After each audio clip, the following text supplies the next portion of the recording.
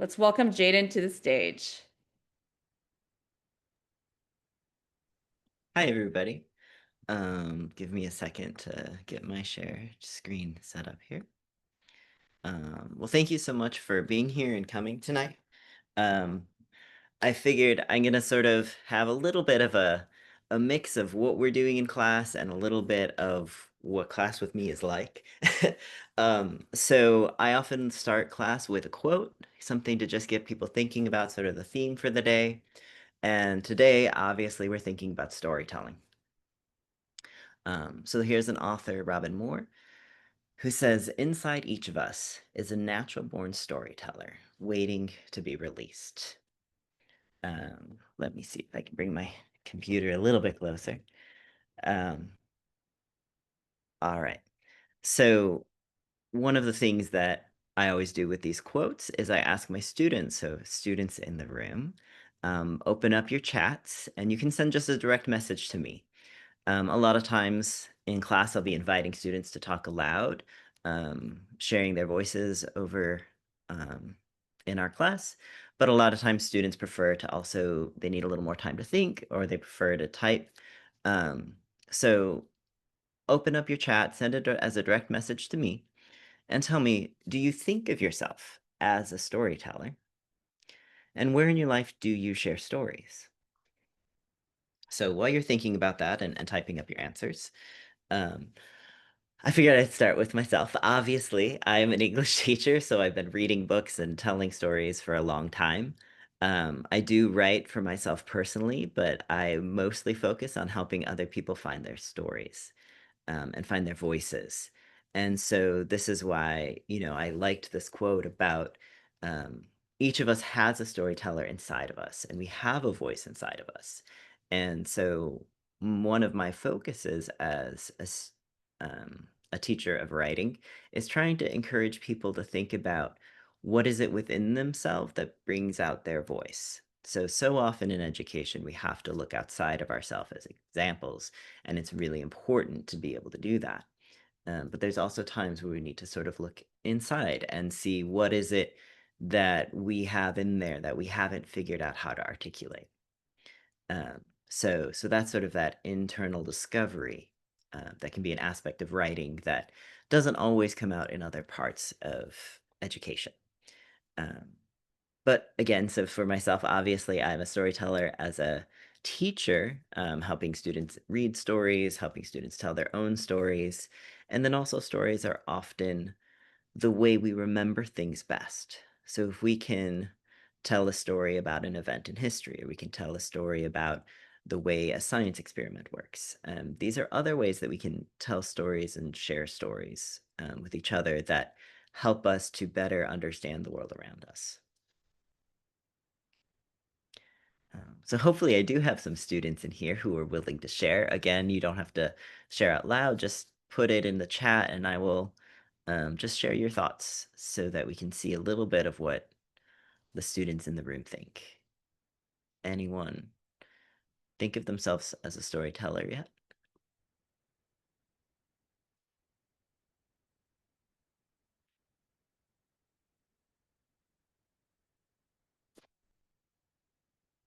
I'm in the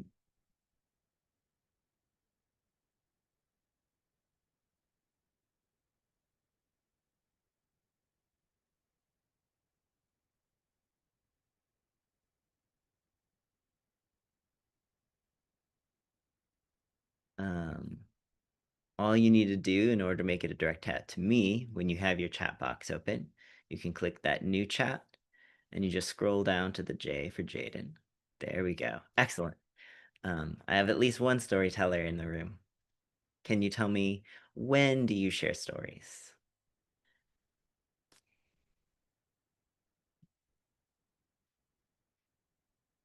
Ah, when you're happy. Excellent. I like that answer. I definitely can see that because it's when we're happy and we're feeling engaged um, that we're often most um, connected with others. Excellent. Thank you.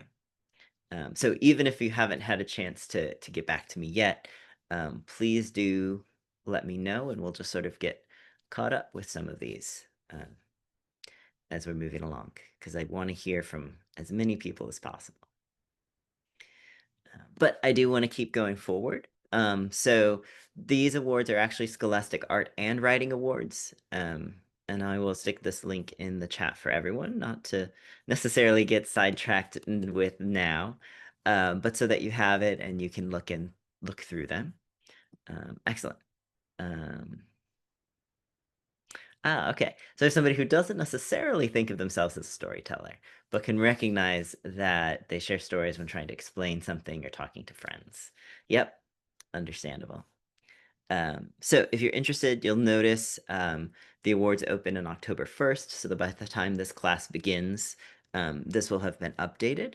But a lot of what we'll be looking at in our class, we'll be looking at some examples of student writing in the different genres. So I'll talk a little bit more about the genres, but as you can see, there's lots of options for genres.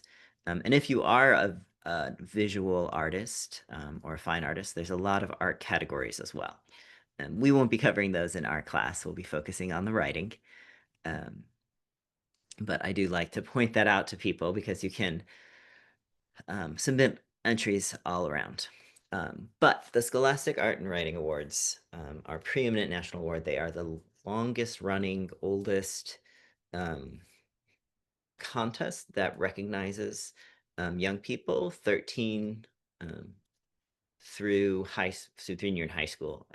There's not like a end date. You just have to still be enrolled in high school. And the minimum age is 13. But they have lots of really famous alum. And they also have a lot of support. So, you go into this and you like participate in a contest and it's pretty interesting. It's a good process. But then also you gain access to this community of other writers or other writers and artists. And so there's a lot of support and different activities for those who are alums of this contest. There are regional awards, and so everybody who submits first goes through a regional process. And that's where the Silver Key and Gold Key awards are.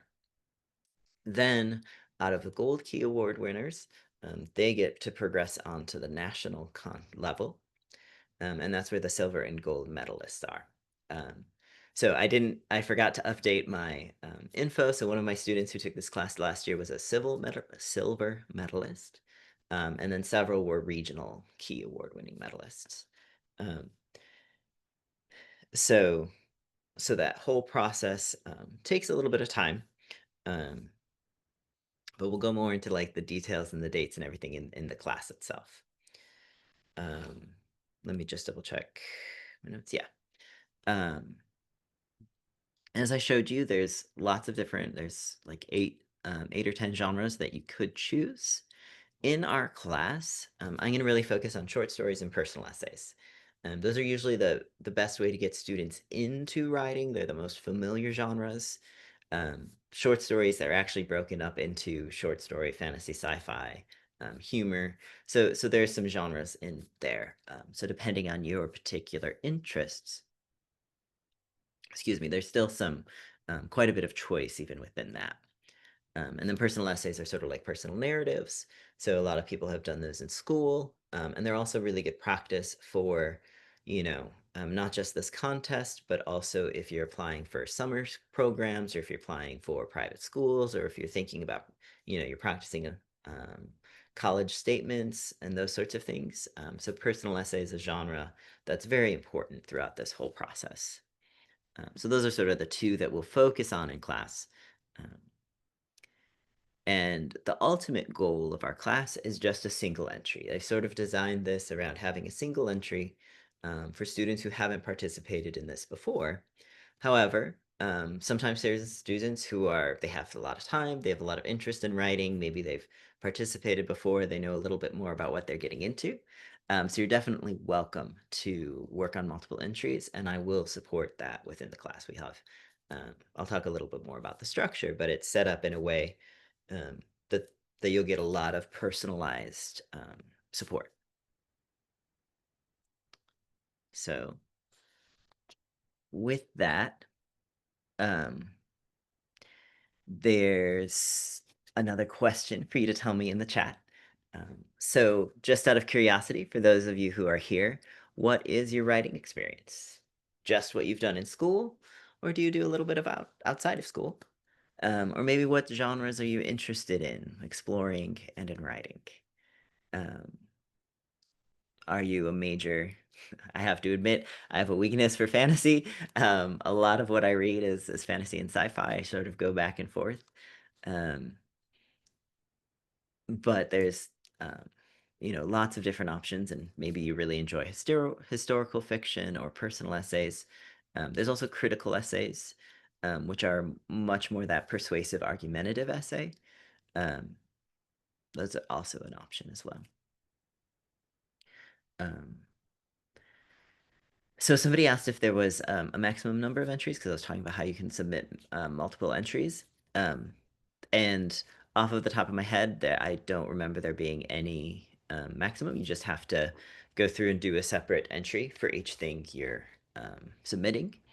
The um, option that's open only to seniors, so only to seniors in high school, is a portfolio.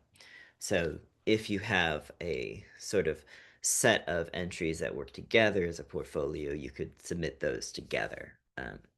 But there's not a maximum number, and we can double check that um, later on in the class. Um, so hopefully I can get a little bit of feedback in um, what people's writing experience is, what genres they're interested in. But in the interest of um, momentum, we will go ahead and keep talking about the class structure. And so the first thing I wanted to get out of the way actually is what are the requirements? So you kind of know what my expectations are for you as a student. And I do expect you to spend, 1 to 3 hours on our class materials. Um, oh, a poet. Excellent. Um, so I do expect you to spend a bit of time on these materials. Each week, there will be a reading. One packet will be craft essays. So these are short essays or excerpts of essays that help you develop your understanding of writing as a process, but most specifically, like the discrete skills necessary at each step in the process. Something that I've noticed is a lot of times, students can tell me what the steps in the writing process are. They've been taught that in school.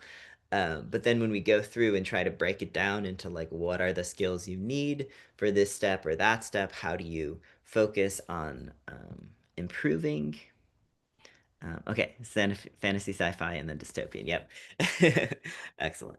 Um, so each week there will be a packet of writing that's the craft essays, and that's really about like what are the specific skills you need at each step, helping you sort of figure out what are your strengths and weaknesses in the writing process, and helping to develop um, those skills.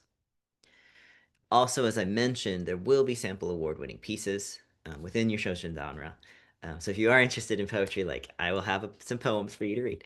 I'm definitely encourage um, everybody sort of follow their interests. Like I said, I really want people to sort of figure out how to follow their voice and find their voice, which can be very challenging. So it's all part of the process. And then, of course, every week you will be writing. All right, so there's developing, drafting, revising, polishing, right? So each week there will be a specific part of the process on your own entry that I'll be helping, give you support along the way. Again, if you're doing multiple entries, you might be doing them simultaneously, going back and forth between them. That process will depend on you as an author. Excuse me.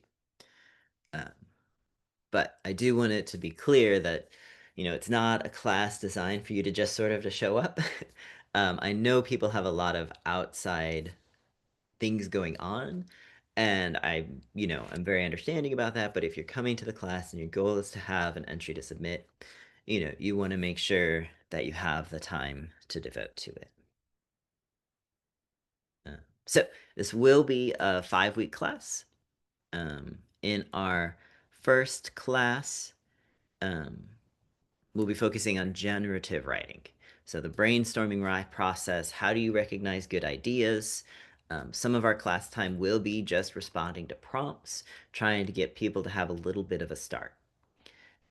As I said, this class is kind of designed for people who are a little bit maybe less experienced, and I'm sort of trying to give you the scaffolding to be successful. But if you have an idea or you have a piece of writing that has sort of been floating in the back of your head and you want to actually bring it into the class, you're more than welcome to do that. So it's all about just getting started. Um, our second class is structure, so structural foundations. Big picture revision, we'll talk about reverse outlining, which is a really useful strategy for figuring out the structure of your piece and where you need to make revisions. Um, we'll focus a lot on plot because that applies to short stories. It applies to narratives and personal essays.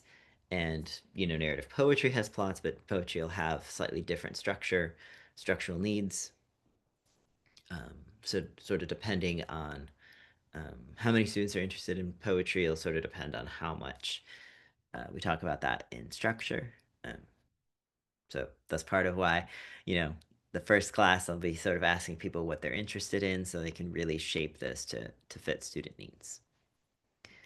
Week 3, we'll start thinking about figurative language, imagery motifs, and symbolism. What are some of those slightly um, deeper level skills in writing that help add layers? Those layers are very important to writing in general, especially contest writing, and especially, working towards having personal narratives and personal statements that really stand out. Um, Helps create a lot of unity. And also, as you're developing as a writer, figuring out the decisions you make as an author to sort of make these things fit. A lot of times that really strengthens your ability as a reader to analyze and understand author's intent and author's craft. So reading and writing always sort of go together. And everything we do in this class will be just supporting you um, in your other English language endeavors. Class 4 will be focused on the editing process. How do you ask for feedback? How do you determine what feedback is going to be most helpful for you? And we'll talk about peer review guidelines. We will have something of a writer's workshop. Depending on the number of students in the class, the structure and what that looks like may vary. Um, so that'll be the focus, though, for class 4. And our final class will just be sort of polishing, maybe some final thoughts, um, just sort of the making sure everything is finalized for your submission. So I didn't put this part on it, but throughout there will be particular um, goalposts, I guess is the word that's coming to mind, for, here's where you create your login for the contest. Here's where you make sure you get all of your paperwork, your parental permissions, etc. So that by the final class, you're prepared to submit and it's not too hard of a process to either do then or a week or two later after you've done your final polishing. All right. So thinking about next, sort of what does the daily routine in our class look like? The first thing that'll always happen is the lecture portion. Um, Class will go over the week's topic. It will be a mixture of lecture and discussion. As I got a couple of students replying in my direct chat, which I appreciate. Uh, and in our discussion in our class, I'll definitely be having, specific questions I'll be asking everyone to give some feedback for, so you can really sort of get everybody's perspective. You know, I have a lot of experience to share, but a lot of times students really learn together.